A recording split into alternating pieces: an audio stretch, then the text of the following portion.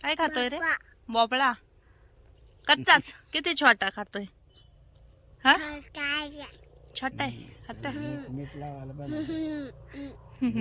Hi guys सगळ्यांना कसे आहात? मस्त मजेत ना? आय होप मस्त असाल, मजेत असाल. आम्ही पण मस्त आहोत. तर वेलकम टू आवर चॅनल. आणि इथे सकाळ सकाळ ब्लॉगची सुरुवात केली होती आणि पाहू शकता इथे पोरांची पण तोंड खूप पडलेली आहे, कारण त्यांच्या झोपा पूर्ण झालेल्याच नव्हत्या. तर इथे सकाळ सकाळ आम्ही निघालो होतो एका कार्यक्रमासाठी, जे की वर्षश्राद्ध होतं. त्यामुळे तिथल्या क्लिप वगैरे काही घेतल्या नाही, कारण अशा वेळी शूट करणं हे खूप चुकीचं आहे. त्यामुळे ते काही तुमच्याशी शेअर होणारही नाही. पण त्यानंतरचा कंटिन्यू व्लॉग तुम्हाला बघायला भेटेल. त्यासाठी व्लॉग एंडपर्यंत नक्कीच पहा. आवडला तर लाईक करा, शेअर करा, सबस्क्राईब करा आणि प्लस बेल आयकन हिट करा. तर इथे पाहू शकता अवधूतला खूप असं हसवण्याचा ट्राय करत होते, पण त्याची झोप झाली नव्हती, त्यामुळे हसत नव्हता तो. ओवीची पण झोप झाली नव्हती. झोप आता खूप आलेल्या होत्या, पण झोपायचं नव्हतं, कारण गाडीत होते ना, त्यामुळे त्यांना अशी झोप येत नाही. पण मस्त असा प्रवास सुरू होता, कारण सकाळ होती, सूर्य होता, सूर्याची किरणं होती आणि सोबत सगळीकडे पाऊस पडला, त्यामुळे हिरवळ खूप झालेली.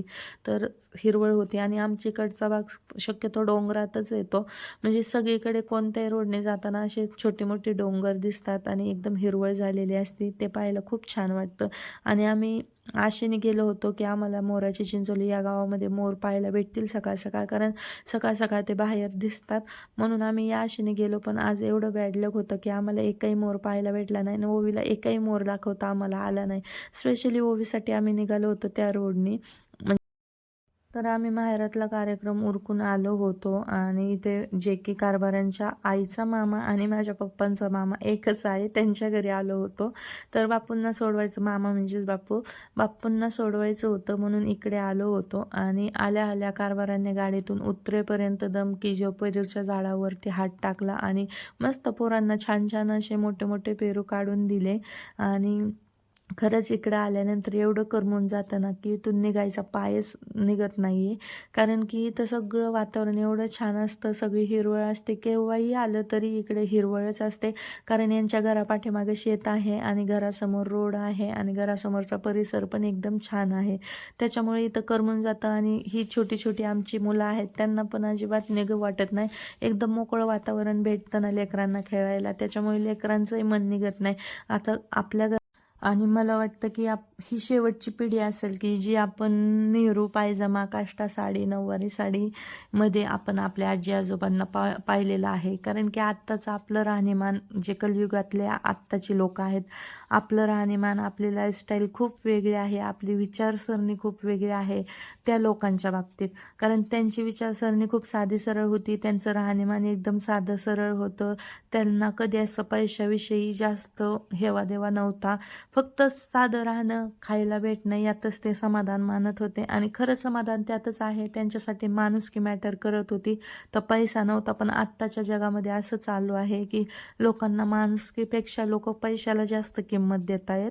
आणि ही गोष्ट सत्य आहे, कारण आत्ता फक्त जो तो लाईफस्टाईल कशी चांगली भेटेल याच्या मागं पळत आहे आणि त्याच्या नादात बाकीची लोक विसरत चाललेलं आहे. नातेवाईक विसरत चाललं आहे, नातेवाईकांसोबत बसणं उठणं विसरत चाललेत. म्हणजे माणूसच माणसातली माणुसकी विसरून गेलाय आत्ताच्या बाबतीतल्या लोकांसाठी. पण हे पहिल्या लोकांकडे पैसाही नसायचा, काही नसायचं, तरी ते लोक सुखी असायचे, कारण एकमेकांसोबत बोलणं, एकमेकांना टाईम देणं, हाय त्या गोष्टीत ॲडजस्ट करणं, घर लहान असो मोठं असो, यामध्ये त्यांना कधीच काही वाटलं नाही. पण आत्ताच्या लोकांना असं वाटतं की मला फक्त हे भेटलं पाहिजे, माझ्याकडे ते असलं पाहिजे, माझ्याकडे ते असलं पाहिजे.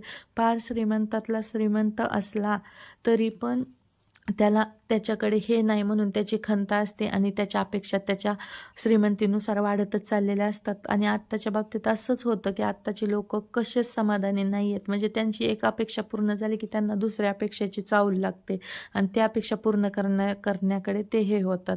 पण तेच ह्या लोकांच्या बाबतीत नव्हतं. आणि खरंच ही पिढी खूप वेगळी होती, ह्यांची विचारसरणी खूप वेगळी होती आणि खरंच ती आपल्याला जपता आली पाहिजे असं मला तरी वाटतं. कारण की पैसा पैसा करून सगळं साध्य होत नाही. कुठेतरी माणूस पण माणसाला शेवटी कामाला येतो. कारण की कसं जगात आलोय आपण, एकटं जायचं पण एकटं आहे, सगळं काही इथं ठेवून जायचं आहे, काही आपण वर घेऊन जाणार नाही. त्यामुळे कमवायचं कोणासाठी करायचं कशासाठी, अशी गंमत आहे. मी म्हणते पैसा लागतोय, मान्य आहे पैसा लागतो, पण आपल्याला पैसा किती लागतो की आपल्या गरजा पूर्ण होतील तेवढा पैसा असला ना खूप सफिशियंट आहे आपल्यासाठी. तर बस झालं आजच्या ब्लॉगमध्ये एवढं मी बोलते.